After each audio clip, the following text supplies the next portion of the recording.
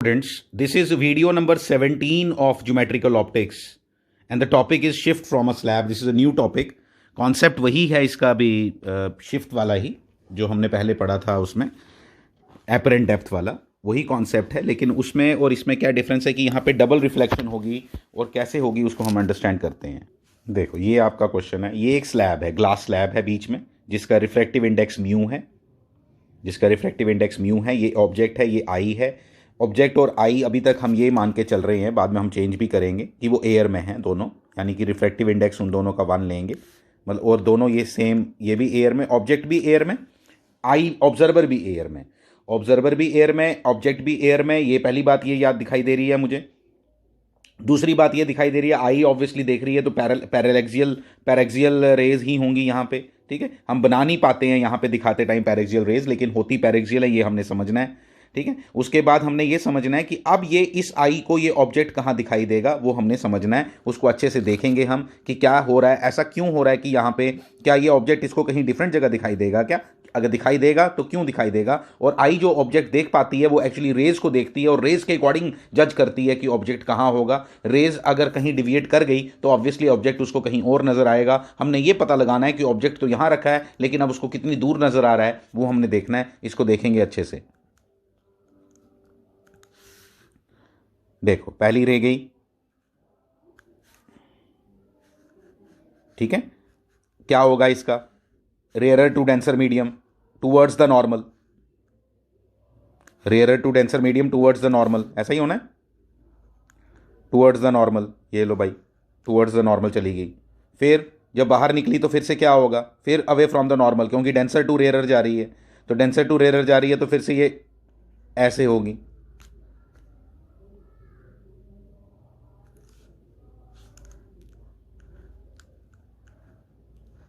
थोड़ा सा ऐसे कर लो, ठीक है, एंगल बड़ा हो गया। अब इसको दिखी तो ये रे, जो बाहर निकलती हुई ये रे वो दिखाई दी। अगर ये बीच में ये नहीं होता तो ये डायरेक्ट रे इसकी आंख में जानी थी, इसको ऑब्जेक्ट यही नजर आना था, लेकिन उसको तो दिखाई दिया। ये जो ऑब्जेक्ट से निकली रे वो तो ये है, लेकिन बीच में कुछ पंगे हुए जिसकी वजह से जो बाहर रे निकली वो तो ऐसी निकली।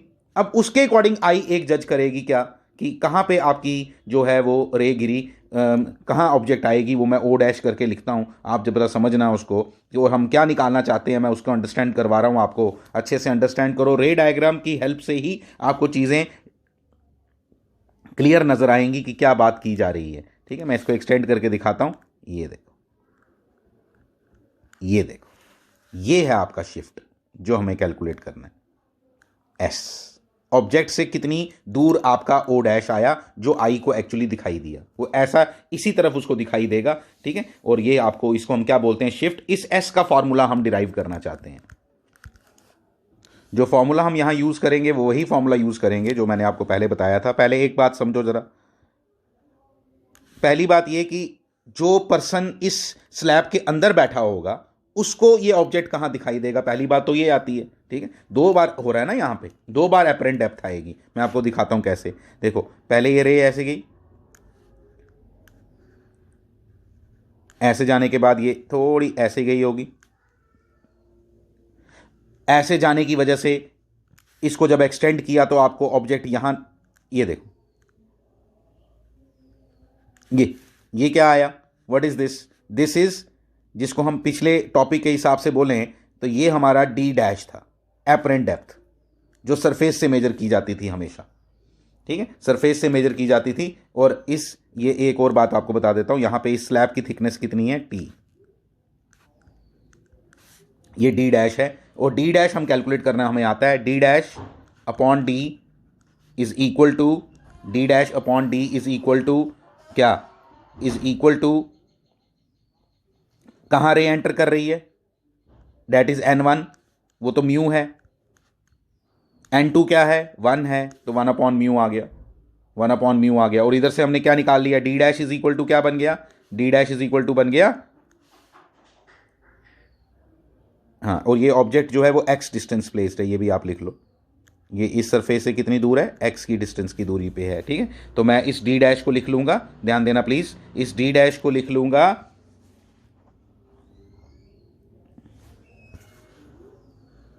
x upon U, X upon mu, X upon mu. आ गया समझ?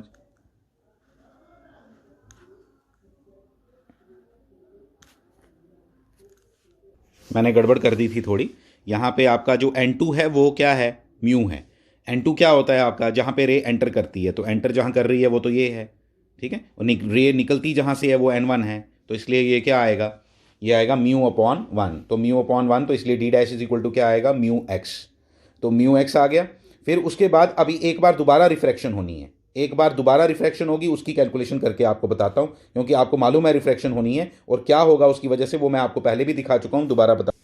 अब फिर से यहां रिफ्रैक्शन होगी दूसरे सरफेस पे। अब जो दूसरे सरफेस पे रिफ्रैक्शन होगी उसके लिए हम फिर से फॉर्मूला लगाएंगे। दूसरे सरफेस पे रिफ्रैक्शन होगी, पहले भी मैंने आपको दिखाई कि यहां से रे जो है वो ऐसे निकल जाएगी बाहर की तरफ,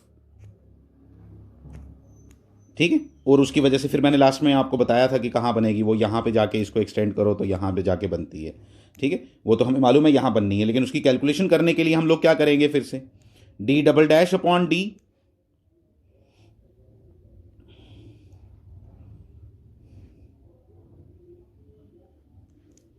देखो ज़रा अच्छे से करते हैं, D dash, D double dash upon D double dash आपका ये होगा, this is d double dash. जो अब जो आपको बड़े अच्छे से मालूम है कि जो फॉर्मूला हमने एपरेंट डेप्थ का पढ़ा है वो सिर्फ सरफेसिस से पढ़ा है, तो सरफेसिस से पढ़ा है तो डिस्टेंसेस अब सरफेसिस से लेने हैं, और इस रिफ्रैक्शन के लिए ये जो अब रिफ्रैक्शन हो रही है उसके लिए ऑब्जेक्ट ये है, तो D double dash upon, upon क्या आएगा? अपॉन आएगा इसका डिस्टेंस इस सरफेस से, ये वाला कितना है वो?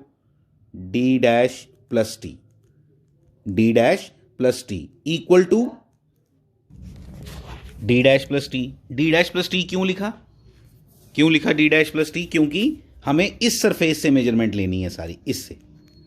पहले रिफ्रैक्शन इस सरफेस पे थी, अब इस सरफेस पे है, और आपको तब मैंने जब फॉर्मूला करवाया पिछले वीडियो में, तब मैंने आपसे बात की इस चीज को लेके कि distances are always measured from surfaces in that formula. कौन से फॉर्मूले? फॉर्मूला याद करने के बाद फॉर्मूले याद हो जाते हैं, बट फॉर्मूला में क्या क्या अजम्पशंस हैं, वो फॉर्मूला क्या डिनोट करता है, डिस्टेंसेस कहाँ से मेजर करने हैं, ये सब बातें याद करना बड़ा इंपॉर्टेंट हो जाता है। डायरेक्ट फॉर्मूला ऐसे नहीं लग जाता कभी भी, ठीक है। तो इसलिए जैसे d double dash upon d dash upon, अब जैसे हम गलती से लिख सकते थे d double dash upon d dash, it is not d double dash upon d dash, it is d double dash upon d dash plus t. Why d dash plus t? Why d dash plus t? क्योंकि जो आप distances ले रहे हो वो इस surface से ले रहे हो, इसलिए डी डैश प्लस टी लिखना पड़ा। इक्वल टू, इक्वल टू इस बार उल्टा हो जाएगा, 1 अपॉन म्यू हो जाएगा, इक्वल टू 1 अपॉन म्यू हो जाएगा। क्यों? इस बार रे एंटर कहां कर रही है? एयर में। एयर में निकली कहां से? म्यू से, तो ये आ गया 1 अपॉन म्यू। तो यहां से अब इसमें d double dash equal to d dash plus t, d dash plus t upon mu, d dash plus t upon mu, ये आ गया। यहां से इसको यहां कर दिया। डी डैश की वैल्यू आप निकाल के आए हो, डी डैश की वैल्यू आप निकाल के लाए हो, तो इसलिए d double dash is equal to क्या बनेगा? D double dash is equal to बन जाएगा mu X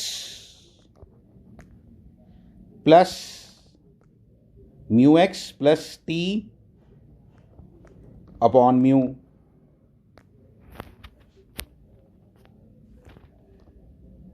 upon mu equal to d double dash equal to x plus t upon mu. ये आपने किसकी वैल्यू निकाल ली? डी डबल डैश की। लेकिन जो हम शिफ्ट निकाल रहे हैं ना, प्लीज जरा ध्यान देना इस फॉर्मूले के अंदर, फिर मैं आपको बोल रहा हूं कि फॉर्मूले के अंदर जो शिफ्ट निकाली जा रही है वो ऑब्जेक्ट से डिस्टेंस निकाला जा रहा है कि कितना शिफ्ट हुआ ऑब्जेक्ट, ठीक है। इसलिए ये हम निकालने की कोशिश कर रहे हैं, जिसको आपने अंडरस्टैंड करना है। हमने ये शिफ्ट निकालना है एस, और मैं यहां एस लिख रहा हूं, आप समझना इस बात को, एस को, एस इक्वल टू है, ध्यान दो प्लीज, आपको समझ आएगा, दैट इज इक्वल टू है, ये देखो ये वाला डिस्टेंस, ठीक है, ये ऑब्जेक्ट का डिस्टेंस इस सरफेस से, माइनस डी डबल डैश। अब डी डबल डैश जब इसमें से माइनस कर देंगे तो क्या शिफ्ट ही बचेगा ना, तो इसलिए इसको कैसे लिखेंगे हम? इसको लिखेंगे s is equal to x plus t ये जो पूरा डिस्टेंस मैंने यहां से लेके यहां तक बोला, ये क्या है, x plus T minus D double dash, x plus T minus D double dash. जब इसमें से ये माइनस करेंगे D double dash, x cancel हो जाएगा। तो यहां से एक और बात पता चलती है कि जो ऑब्जेक्ट का डिस्टेंस था ना x सरफेस से, इस सरफेस से, फर्स्ट सरफेस से, वो मैटर ही नहीं करता शिफ्ट के लिए, वो मैटर ही नहीं करता क्योंकि x कैंसिल हो रहा है, आप देख सकते हो ये। इसलिए d double dash is equal to, answer क्या लिखोगे आप, ध्यान से देखो, ये फॉर्मूला हमारा बना s इज इक्वल टू, ये कैसे, s में से ये क्या डी डबल डैश माइनस किया, मैंने बताया ना आपको कि x कैंसिल हो जाएगा और t minus T upon mu आ जाएगा ये, और ऐसे टी कॉमन ले लिया मैंने और ये आंसर बन गया। तो ये फॉर्मूला आपको याद रहना चाहिए, लेकिन प्लीज़ ध्यान रखना है हम शिफ्ट कहाँ से मेजर कर रहे हैं, इन सब चीज़ों के बारे में मैं और न्यूमेरिकल के थ्रू आपको क्लियर करने की कोशिश करता हूँ, आप समझो प्लीज़।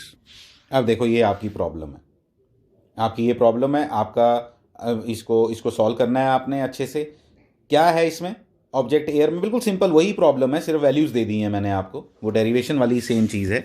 डिस्टेंसेस दिए हुए हैं आपको बोला गया है कि ऑब्जर्वर को ये ऑब्जेक्ट कितनी दूर दिखाई देगी। अभी कितनी दूर है उससे, अभी उससे 40 सेंटीमीटर दूर है, ठीक है ना, 15, 15, 10, तो 40 सेंटीमीटर दूर है। हमें पता लगाना है कि उसको दिखाई कहाँ देगी। आपको बड़े अच्छे से मालूम है, रे डायग्राम कभी नहीं भूलना, मैंने पहले भी बना के दी, इसलिए मैं यहाँ नहीं बना रहा हूँ। आपको सिंपल ये बात बताता हूँ आपको, ये देखो, ये गया, ये इधर गया, जल्दी जल्दी अगर करें तो, ठीक है, इधर गया, ये इधर गया, जब इसको एक्सटेंड करो तो ये इधर दिखाई देती है, इसको थोड़ा इधर दिखाई देता है, इसको हम शिफ्ट बोलते हैं। ये ऐसे जल्दी जल्दी बोल दिया। और शिफ्ट की वैल्यू हमें मालूम है 15, thickness of the slab 1 minus 1 upon 1.5, answer comes out to be 5 centimetre. तो शिफ्ट कितना आया, 5 सेंटीमीटर, यानी कि ये ऑब्जेक्ट है तो उससे 40 सेंटीमीटर दूर, लेकिन उसको नज़र कितनी सेंटीमीटर दूर आएगी, उसको 35 सेंटीमीटर दूर नज़र आएगी। ठीक है, तो आंसर कितना आया इसका, 35 सेंटीमीटर। अब इसी प्रॉब्लम में एक चेंज करता हूँ, इसी प्रॉब्लम में एक चेंज लाता हूँ, बिल्कुल वही रहने दो डाटा, क्या 15 सेंटीमीटर, 15 सेंटीमीटर, लेकिन एक छोटी सी चेंज लाता हूँ, उसको ज़रा समझना है आपने। क्या चेंज लाई हमने, ठीक है, चेंज क्या लाई, ये एयर की जगह, एक बात ये याद रखना, जो फॉर्मूला हमने ड्राइव किया ना, ये सिर्फ किसके लिए है, ये तब कि ऑब्जर्वर और ऑब्जेक्ट एक ही मीडियम में होने चाहिए, ध्यान देना प्लीज़ इसमें, ऑब्जेक्ट और ऑब्जर्वर एक ही मीडियम में होने चाहिए। जब नहीं होते उसके लिए भी हम फॉर्मूला बताऊंगा मैं आपको, उससे लिए भी हो जाएगा, लेकिन अभी फॉर द टाइमिंग जो फॉर्मूला आपने ड्राइव किया वो इसके लिए है। दूसरी बात, अभी ये फॉर्मूला जो ड्राइव किया आपने, कौन सा वाला, T into 1 minus 1 upon mu, ये किसके लिए है, 1 अपॉन म्यू किसके लिए है, जब एयर में है ऑब्जेक्ट और ऑब्जर्वर। अगर एयर में ना हो तो वो हम ड्राइव करने लगे हैं, ये 2 और मान लो ये भी 2, ठीक है, अगर ये भी 2 वो भी 2 हो, अगर क्या रिफ्रैक्टिव इंडेक्स, तो फिर क्या होगा, तो फिर क्या होगा, देखो लिखता हूं मैं, क्या होगा देखना, फिर फॉर्मूला क्या होगा, शिफ्ट का फिर फॉर्मूला होगा, मैं आपको रे डायग्राम भी बताऊंगा। शिफ्ट का फॉर्मूला होगा टी 1 माइनस 1 अपॉन म्यू था, 1 अपॉन म्यू क्यों था, क्योंकि एयर थी, इसलिए यहां आएगा mu surrounding upon mu surrounding upon mu, surrounding हो गया जहां पे ऑब्जेक्ट और वो पड़े हैं, और अपॉन म्यू स्लैब। अब स्लैब को एस एल लिख दो, या पूरा लिख दो s l a b slab, ठीक है, मतलब ऐसे याद रख लो ना, म्यू सराउंडिंग एस अपॉन कुछ भी लिख दो, उसको म्यू मीडियम लिख दो, अगर आपको एस कंफ्यूज करता है तो mu m upon mu s लिख दो। मीडियम क्या लिखोगे वहां पे साइड पे अपने पास, क्या कि मीडियम क्या, जहां पे ऑब्जेक्ट और ऑब्जर्वर पड़े हैं। और अभी भी ये फॉर्मूला किसके लिए, जब ऑब्जेक्ट और ऑब्जर्वर एक ही मीडियम में, जब ये डिफरेंट मीडियम में होंगे उसके लिए तीसरा फॉर्मूला एक और आएगा। लेकिन पहले जरा ड्राइव करके देखें इसके लिए आंसर क्या आया। इसके लिए आंसर आएगा, देखो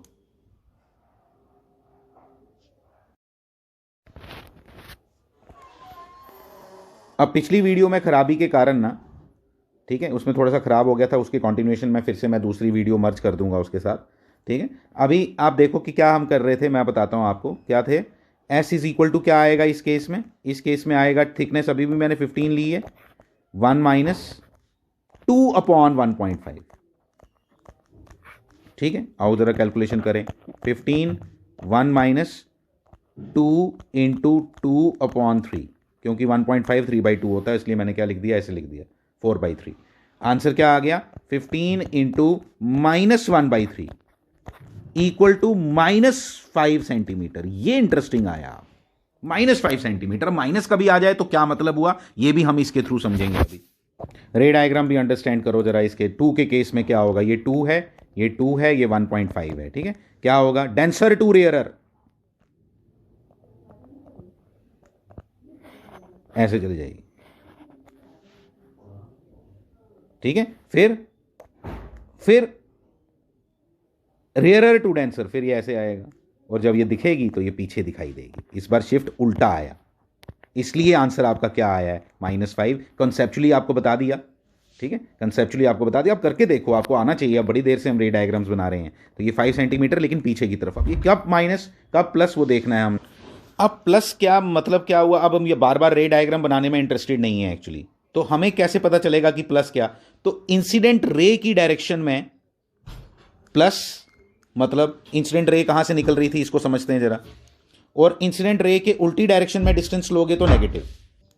जैसे जब आपने फर्स्ट प्रॉब्लम की ना, तो फर्स्ट प्रॉब्लम में आपका ऑब्जेक्ट यहां था, इंसिडेंट रे आपकी इधर थी, देखा आपने, आपका आंसर पॉजिटिव आया। तो पॉजिटिव आया तो हमने इधर पॉजिटिव लेना है। किसकी डायरेक्शन में पॉजिटिव लेना है, किसकी डायरेक्शन में पॉजिटिव लेना है, इंसिडेंट डायरेक्शन की डायरेक्शन में पॉजिटिव लेना है। और अगर आंसर नेगेटिव आए तो हमने उल्टा चलना है, इंसिडेंट रे से उल्टा चलना है। बस ये कहानी है और कुछ नहीं। मतलब ये माइनस हो गया, इधर चलेंगे तो प्लस हो गया।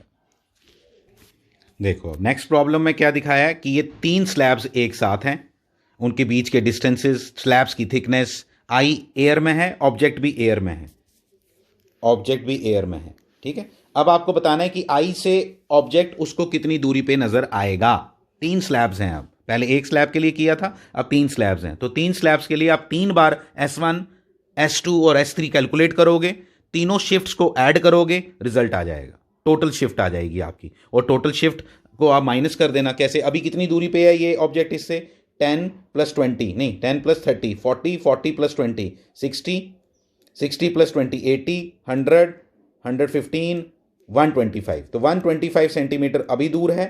शिफ्ट जो निकालोगे, शिफ्ट निकालना इसका आपको आना चाहिए, शिफ्ट जो निकालोगे उतना इसमें से माइनस कर देना, उतने डिस्टेंस पे ये इसको नजर आएगा।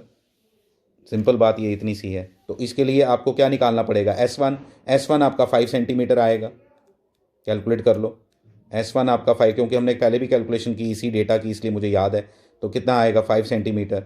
S2 10 आएगा, S2 10 सेंटीमीटर आएगा, ठीक है, क्योंकि 1 - 1/2 1 - 1/2 1/2 हो गया, इंटू 20 10 सेंटीमीटर हो गया। निकालो आप, S2 10 सेंटीमीटर आ गया, ठीक है। और S3 भी 10 सेंटीमीटर आएगा, ठीक है, S3 भी 10 सेंटीमीटर आएगा। तो टोटल शिफ्ट कितना हो गया, टोटल शिफ्ट हो गया 25 का। यानी कि ये ऑब्जेक्ट जो 125 सेंटीमीटर एक्चुअली दूर है, उसको जो नजर आएगा वो आएगा 100 सेंटीमीटर दूर। तो 100 सेंटीमीटर इसका आंसर आ गया।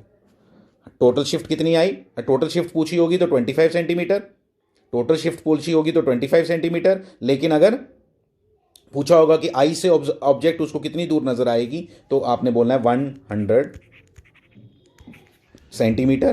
टोटल शिफ्ट जो आया, S = S1 + S2 + S3, ठीक है, that comes out to be 25 centimetre. जो अभी हमने स्लैब्स बनाई थी उनके बीच में हमने डिस्टेंस रखा था। अगर वही स्लैब्स को मैं बिल्कुल जोड़ दूं, ऐसे ऐसे, और बोलूं आपसे आप शिफ्ट निकालो, अब मैं आपसे बोलूं कि टोटल शिफ्ट निकालो, 1.52 और ये कितना था 1.5, ये था 30 सेंटीमीटर, ये था 20 सेंटीमीटर, और ये था 15 सेंटीमीटर, ठीक है। ये हमने डेटा वही वाला ले लिया, ठीक है। तो टोटल शिफ्ट निकालो, आंसर बोलना सेम आएगा, नो डिफरेंस। और जब इस तरह से हम इनको जोड़ देते हैं, इनको बोलते हैं कंपोजिट स्लैब्स। इनको क्या बोलते हैं, कंपोजिट स्लैब्स। डेटा आंसर बिल्कुल सेम, कोई डिफरेंस नहीं, क्योंकि हमने देखा कि स्लैब्स के बीच का डिस्टेंस तो मैटर ही नहीं किया टोटल शिफ्ट निकालने के लिए, जो उनके बीच का डिफरेंस था। तो इसलिए जब हम उनको जोड़ भी दिया, बिल्कुल साथ साथ में जोड़ दिया, मान लो अब इनके बीच में होगा 0.00001 mm का गैप अभी भी होगा। लेकिन जब गैप मैटर ही नहीं करता, 20 सेंटीमीटर हो, 1 मीटर हो, 2 मीटर हो, तो फिर उसका क्या है कि जोड़ दो तब भी कोई फर्क नहीं पड़ेगा। तो इसलिए इसको बोलते हैं कंपोजिट स्लैब सिस्टम। और कंपोजिट स्लैब सिस्टम में जब आपने किया तो आपका टोटल शिफ्ट में कोई भी डिफरेंस नहीं आएगा, कैलकुलेशन बिल्कुल सेम रहेगी वही। वही कैलकुलेशन रहेगी, no difference will be in total shift. हाँ, लेकिन जो ऑब्जर्वर से डिस्टेंस आएगा वो बीच के डिस्टेंसेस तो आपने कंसिडर करने ही है तब, तो वो अब यहाँ नहीं आएंगे, ठीक है, लेकिन टोटल शिफ्ट पे कोई इफेक्ट नहीं आएगा। जो ये मैंने फॉर्मूला लिखा है, ये मैंने किसके लिए लिखा है कि जब आपका ऑब्जर्वर और ऑब्जेक्ट सेम मीडियम में नहीं है तब आपके शिफ्ट का फॉर्मूला ये बनेगा जो मैंने लिखा है, ठीक है, ये याद कर लो डायरेक्ट, इसके भी प्रूफ हैं बट हमने नहीं करने हैं, ठीक है।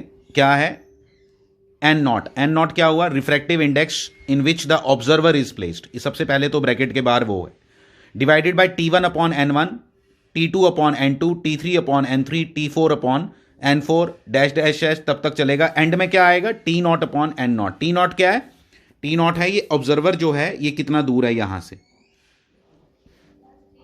ये T नॉट होगा, ये T1 है, ये तो पता चल ही गया होगा आपको, ये T1, ये T2 एंड सो ऑन। अब उसी फॉर्मूला पे बेस्ड ये क्वेश्चन है, एक आई है और 3 लिक्विड्स भरे हैं, मान लो इस तरह से, कुछ भी मान लो इसको, एक जार के अंदर ऑब्जेक्ट आपका नीचे मैंने बनाया है सबसे लास्ट में, और अब आपको बताना है, और जो ऑब्जर्वर है वो कहाँ पे है, वो ऑब्जर्वर है वो आपका रिफ्रैक्टिव इंडेक्स 1 में है, इसलिए फॉर्मूला क्या बनेगा आप शिफ्ट का यहाँ। अब आपको पूछा जाए कि ऑब्जर्वर को कितनी दूर ये ऑब्जेक्ट नजर आएगा, वो मैं आपको बताता हूँ। एस की वैल्यू क्या आएगी, 1 इंटू ये 1 इसका, सबसे पहले एन नॉट लेते हैं ना, 1 इंटू